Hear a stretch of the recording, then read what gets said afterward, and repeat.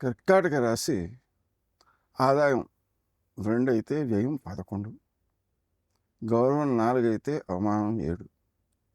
ఇప్పుడు చాలా జాగ్రత్తగానే ఉండాలి. సామాన్యంగా కర్కాటక రాశి వారికి ఏమవుతుందంటే వ్యయంలో గురుని యొక్క స్థితి ఖర్చును పెంచుతాం. అష్టమంలో రాహువు యొక్క స్థితి కూడా ఖర్చునే పెంచుతాం.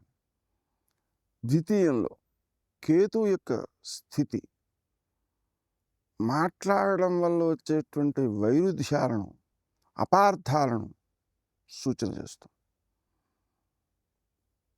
9వ స్థానంలో ఉండేటువంటి శని యొక్క స్థితి అసంతృప్తిని, అలాగే పుణ్యబలం యొక్క తక్కువదనాన్ని సూచిస్తుంది.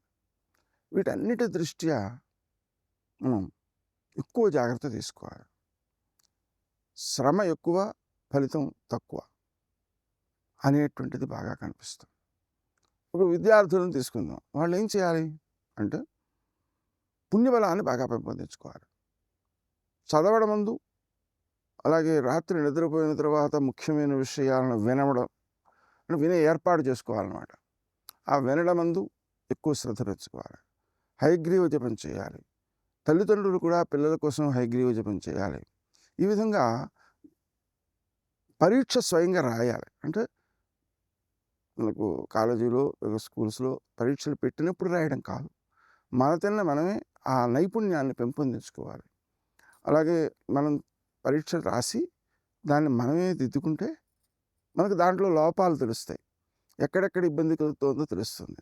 అలాగా ఆ లేఖన నైపుణ్యాన్ని పెంపొందించుకోవాల్సినటువంటి అవసరం ఉంది.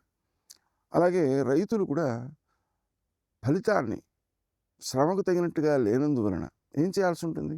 అధికంగా శ్రమపడాలి. శ్రమపడడంతో పాటు జపబలం కూడా పెంచుకోవాలి. భూమి ఉందనుకోండి, భూమిని గత కాలంలో రైతు అమ్మవారుగా భావించేవాడు. ఆ తల్లి, నేల తల్లి అని వాడు వ్యవహరించేవారు. ఆ రకమైనటువంటి దైవీ భక్తితో వ్యవహారం సాగించడం వలన మనం దాన్ని ఎక్కువ ఈ మందులతో, అలాగే విష పదార్థాలతో మనం నింపాం. అలా కనుక జాగ్రత్తలు తీసుకున్నట్లయితే ఖర్చు తగ్గించుకోవచ్చు.